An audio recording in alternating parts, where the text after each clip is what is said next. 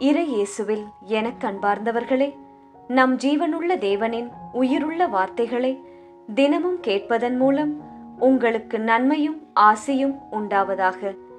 இன்றைக்கு நம் உள்ளத்தில் ஆண்டவர் பேச விரும்புகிற திருவசனம் திருத்தூதர் பவுல் கொரிந்தியருக்கு எழுதிய 2ஆம் திருமுகத்திலிருந்து வாசகம். 9ஆம் அதிகாரம் 8ஆம் திருவசனம். கடவுள் உங்களை எல்லா நலன்களாலும் நிரப்ப வல்லவர். எந்த சூழ்நிலையிலும் எப்போதும் தேவையானதெல்லாம் உங்களுக்கு தருவார். இறை இயேசுவில் எனதருமை நண்பர்களே, உங்கள் அனைவருக்கும் நம் இயேசுவின் அன்பை உரித்தாக்குகின்றேன். இன்றைய புனிதராம் புனித லாரன்ஸ் திருத்தொண்டர் மறைசாட்சியிடம் நமக்காக இறை இயேசுவிடம் பரிந்து பேசி அவரின் மேலான இரக்கத்தை பெற்று தரும்படி ஒரு நிமிடம் ஜெபித்துக் கொள்ளலாம் நண்பர்களே. இன்று ஆகஸ்ட் மாதம் 10ஆம் தேதி திங்கள்கிழமை. இன்றைய நாளில் தங்கள் பிறந்த நாள் மற்றும் திருமண நாளை கொண்டாடும் அனைவரையும் இறை இயேசுவின் அன்பும் ஆசிர்வாதங்களும் நிறைவாய் சேரட்டும். தங்களுக்கு நெருக்கமானவர்களின் பிரிவால் வாடும் நபர்களையும் இறை இயேசுவின் வியாகுல அன்னையின் ஆறுதல் போர்வையாய் மூட வேண்டுமாய் மனமாற ஜெபிக்கின்றேன். நண்பர்களே, எப்படி இருக்கின்றீர்கள்? உடல் நலம், மனநலம், மனதில் சந்தோஷம் இருக்கின்றதா? உங்களை பார்த்து கொள்ளுங்கள், குடும்பத்தையும் பார்த்து கொள்ளுங்கள், ஜெபிக்க மறவாதீர்கள். இன்று நான் உங்களோடு பேச விரும்புவது என்ன தெரியுமா? தாங்கள் செய்யும் தவறுகளுக்கு அவரவர்கள் சூட்டிக்கொள்ளும் அருமையான பெயர்தான் அனுபவம். அனுபவம் இல்லாமல் வாழ்க்கையில் வெற்றி பெற முடியாது. தவறுகள் வாழ்க்கையில் நடக்கலாம் நண்பர்களே, ஆனால் அவற்றை நியாயப்படுத்துவதற்காக அனுபவம் என்ற பெயரில் மறைப்பது ஆன்மீக வளர்ச்சிக்கு தடையாகும். இயேசு நம்மை தவறுகளில் நிலைத்திருக்க அல்ல, மனம் திரும்பி உண்மையை ஏற்றுக்கொண்டு புதுப்பிக்கப்பட, மாற இதற்குத்தான் அழைக்கிறார். நம் குறைகளை தாழ்மையுடன் ஒப்புக்கொள்ளும் போது இயேசுவுடைய அருள் நம்மை மாற்றி உண்மையான ஞானத்தை நமக்கு அளிக்கிறதாம். உண்மையான அனுபவம் என்பது தவறை மீண்டும் மீண்டும் செய்வதில் இல்லை, அந்த தவறிலிருந்து பாடம் கற்றுக்கொண்டு இயேசுவின் வழியில் முன்னேறுவதில்தான் உள்ளது. தன் பலவீனத்தை இயேசுவிடம் ஒப்படைக்கும் இதயமே பரிசுத்த வாழ்வில் வாழ்கின்றது, வளர்கின்றது. இயேசுவின் இரக்கம் நம்மை மன்னிப்பதோடு மட்டுமல்ல, புதிய வாழ்க்கையை தொடங்கவும் வலிமை அளிக்கின்றது. இதைத்தான் நீதிமொழிகள் 28ஆம் அதிகாரம் 13ஆம் வசனம் சொல்லுகிறது. தன் குற்றங்களை மறைக்கிறவன் வாழ்வடைய மாட்டான், அவற்றை அறிக்கையிட்டு விடுவிக்கிறவனே இரக்கம் பெறுவான் என்பதாய். தவறுகளை நியாயப்படுத்தாதீர்கள், இயேசுவின் முன் தாழ்மையுடன் ஒப்புக்கொள்ளுங்கள், அவருடைய அருளை பெற்றுக்கொள்ளுங்கள். சரி நண்பர்களே, இன்றைய முதல் வாசகம் என்ன கூறுகிறது பார்க்கலாமா? அன்போடு விதைக்கப்படும் சிறிய விதையும் இயேசுவின் கைகளில் பெரிய ஆசிர்வாதமாக மாறுமாம். இன்றைய முதல் வாசகத்தில் புனித பவுல் கொடுப்பதின் மகிழ்ச்சியையும் தாராள மனதையும் பற்றி நமக்கு கற்றுக் கொடுக்கிறார். புனித பவுல் கூறுகிறார், குறைவாக விதைப்பவர் குறைவாக அறுவடை செய்வர், நிறைவாக விதைப்பவர் நிறைவாக அறுவடை செய்வர். இங்கு விதை என்பது வெறும் பணம் அல்ல, பொருள் மட்டுமல்ல நண்பர்களே. நாம் விதைப்பது அன்பு, இரக்கம், மன்னிப்பு, நேரம், உதவி, ஊக்கம். இவைகள்தான் விதைகள், நம் வாழ்க்கையின் விதைகள். இயேசு நாம் எவ்வளவு கொடுக்கிறோம் என்பதை மட்டும் பார்ப்பதில்லை, எந்த இதயத்தோடு கொடுக்கிறோம் என்பதைத்தான் பார்க்கிறார். அதனால்தான் புனித பவுலானவர் கூறுகிறார், முகம் மலர்ச்சியோடு கொடுப்பவரே கடவுளின் அன்புக்கு உரியவர் என்று. சரி நண்பர்களே, இதிலிருந்து நாம் என்ன கற்றுக்கொள்ள வேண்டும்? ஒரு விவசாயி தன்னிடம் இருக்கும் சிறந்த விதைகளை மண்ணில் விதைக்கும் போது அவற்றை இழக்கிறேன் என்று நினைப்பதில்லை. அவர் அறிந்திருக்கிறார், விதைக்கப்படும் விதைகள் ஒரு நாள் 10, 20, 100 மடங்கு விளைச்சலாக திரும்பும் என்று. அதே போல நாம் பிறருக்காக செலவிடும் அன்பும் நேரமும் தியாகமும் வீணாகாத நண்பர்களே. ஒருவருக்கு நாம் சொல்வது ஒரு நல்ல வார்த்தையாக இருந்தால் கூட அது திரும்ப 100 மடங்காக நம்முடைய சோகத்தின் நாட்களில் நமக்கு திரும்ப வரும். ஒருவருக்கு நீங்கள் செய்யும் ஒரு சிறிய உதவியாக இருந்தால் கூட அது ஏற்ற வேளையில் உங்களுக்கு பல மடங்காக மாறி வரும். ஆனால் அது அவர்களின் வாழ்க்கையை பெரிய மாற்றத்தையும் ஏற்படுத்தும். நாம் நினைப்போம், இது சின்ன ஒரு வார்த்தை தானே என்று. ஆனால் அந்த ஒரு சின்ன சிரிப்பும் வார்த்தையும் அவர்களுடைய வாழ்க்கையில் பெரிய மாற்றத்தை ஏற்படுத்தும் நண்பர்களே. சரியா? என்னிடம் அதிகம் இல்லை, நான் என்ன கொடுக்க முடியும் என்று நினைக்காதீர்கள். இயேசு நம்மிடம் கேட்பது அதிகமானதை அல்ல, அன்பாக கொடுக்கும் மனதைதான். 5 அப்பங்களையும் 2 மீன்களையும் கொண்டுதானே இயேசுவிடம் வந்தார்கள். சிறுவனின் சிறிய காரிக்கை ஆயிரக்கணக்கான மக்களுக்கு ஆசீர்வாதமாக மாறியது. எல்லோரும் வயிறார உண்டார்கள், மீதமும் எடுத்தார்களே.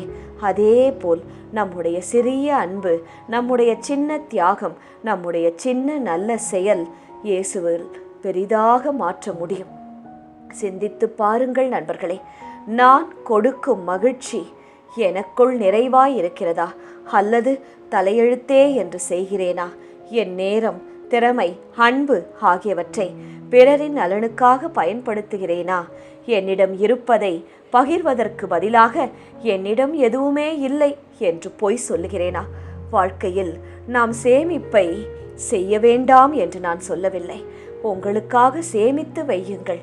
ஆனால் உங்களால் முடிந்ததை, உங்களால் இயன்றதை நேரம் கிடைக்கும் போதெல்லாம் பிறருக்கும் செய்யுங்கள். இன்று ஆண்டவரிடம் ஜெபியுங்கள். ஆண்டவரே, சுயநலமான இதயத்தை மாற்றி தாராளமான அன்பின் இதயத்தை எனக்கு தாரும். நான் பெற்ற ஆசீர்வாதங்களை பிறரோடு பகிர்ந்து வாழ எனக்கு நல்ல உள்ளத்தை தாரும் என்று கேளுங்கள். சரி நண்பர்களே, இன்றைய நற்செய்தியில் யோவான் என்ன சொல்லுகிறார்? தன்னை அர்ப்பணிக்கும் வாழ்க்கையே பலன் தரும் வாழ்க்கை என்று கூறுகிறார். கோதுமை மணி மண்ணில் விழுந்து மடியாவிட்டால் அது அப்படியே இருக்கும். அந்த கோதுமை மணி மண்ணிற்குள் மடிந்தால்தான் மிகுந்த விளைச்சலை கொடுக்கும். ஒரே ஒரு கோதுமை மணி தனியாக பாதுகாப்பாக இருந்தால் அது ஒரு விளைச்சலாகவே மாறவே முடியாது. தனியாகத்தான் இருக்கும், அழுகி போகும். ஆனால் அது மண்ணில் விழுந்து தன்னையே இழக்க தயாராகும் போதுதான் அது 100 மடங்கு பலனளிக்கின்றது. அதே போலத்தான் ஒரு பெற்றோர் தங்கள் குழந்தைகளுக்காக பல தியாகங்களை செய்கிறார்கள். தங்கள் நேரத்தை, வசதியை, ஆசைகளை, கனவுகளை விட்டு கொடுக்கிறார்கள். நாமும் நம்மால் முடிந்த உதவிகளை பிறர் துன்பப்படும் போது, பிறர் கவலையில் இருக்கும்போது, பிறர் வாடி இருக்கும்போது செய்ய முயல்வோம். நிச்சயம் நம் முகம் வாடாமல் ஆண்டவர் இயேசு பார்த்து கொள்வார். ஆண்டவரே, சுயநலத்தை விட்டுவிட்டு அன்போடு, இரக்கத்தோடு, தியாகத்தோடு, விட்டு கொடுக்கும் மனதோடு வாழும் இதயத்தை எனக்கு தாருமப்பா என்று இந்த நாளில் ஜெபியுங்கள். ஆண்டவர் நிச்சயம் உதவி செய்வார், ஆசிர்வதிப்பார். சரி நண்பர்களே, இன்றைய திருப்பாடல் வழி ஜெபிக்கலாமா? மனமிறங்கி கடன் கொடுக்கும் மனிதர் நன்மை அடைவர்.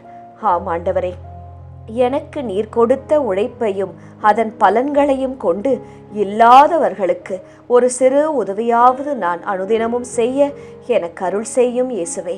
ஆண்டவருக்கு அஞ்சி நடப்போர் பேறு பெற்றோர், அவர் தம் கட்டளைகளில் அவர் பெருமகிழ்வு அடைவர்.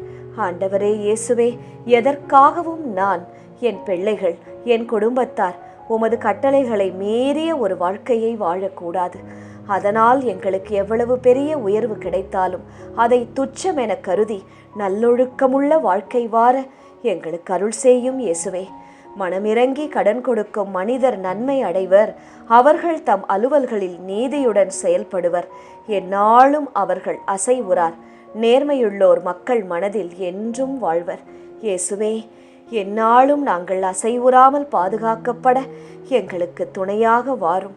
நேர்மையுள்ளவராக நாங்கள் வாழ்ந்து உமது மனதில் எப்போதும் இடம் பிடிக்க அருள் தாரும். தீமையான செய்தி எதுவும் அவர்களை அச்சுறுத்தாது. ஆண்டவரில் நம்பிக்கை கொள்வதால் அவர்கள் இதயம் உறுதியாயிருக்கும். இயேசுவே, எங்களை சுற்றி எத்தனையோ பேருக்கு தீமைகள் நடந்தாலும், அவர்கள் திக்கற்றவர்களாய் விடப்பட்டாலும், இதுநாள் வரை எங்களுக்கு எந்த தீமையும் அணுகாமல், திக்கற்றவர்களாக நாங்கள் விடப்படாமல் எங்களை காப்பாற்றி தேவைகளை பொழிந்து வழிநடத்தி வரும் உமது கிருபைக்காக நன்றி இயேசுவே. ஆண்டவரில் நம்பிக்கை கொள்வதால் அவர்கள் இதயம் உறுதியாயிருக்கும். அவர்கள் நெஞ்சம் நிலையாயிருக்கும். அவர்கள் அச்சம் மேற்கொள்ள மாட்டார்கள். இறுதியில் தம் எதிரிகள் அழிவதை அவர்கள் காண்பது உறுதி. அவர்கள் வாரி வழங்கினர், ஏழைகளுக்கு ஈந்தனர். அவர்களது நீதி என்றென்றும் நிலைத்திருக்கும். அவர்களது வலிமை மாட்சியுடன் மேலோங்கும். ஆண்டவரே இயேசுவே, எங்களுடைய மாட்சி மேலோங்கும்படி செய்தருளும். எங்களால் முடிந்ததை இல்லாதவர்களுக்கு ஈய நல்ல மனதை எங்களுக்கு தாரும். எங்களது நீதி உமது கண்முன்னே இருக்கட்டும். இந்த வாரம் முழுவதையும் உமது கரங்களில் ஒப்படைக்கின்றோம். நீரே எடுத்து நடத்தியருளும். தேவைகளை சந்தித்தருளும். உடல் சுகத்தை தந்தருளும். ஆபத்துக்களிலிருந்து பாதுகாத்தருளும். எங்கள் ஜெபங்களையெல்லாம் இயேசு என்ற நாமத்தின் பொருட்டு உமது பாதப்படியிலே சமர்ப்பித்து ஜெபிக்கிறோம் ஆண்டவரே. ஆமென். இயேசு கிறிஸ்துவின் பெரிதான நாமத்தின் நிமித்தம் ஜெபிக்கிறோம். ஆமென். ஒவ்வொரு நாளும் உங்கள் உள்ளத்தில் ஆண்டவர் பேச விரும்புகிற இறை வார்த்தையை தெரிந்து கொள்ள ரோசரி பிரேயர்ஸ் சேனலை சப்ஸ்கிரைப் செய்யுங்கள். மேலும் உங்கள் நண்பர்கள் மற்றும் உறவினர்களுடன் ஷேர் செய்யுங்கள். நன்றி.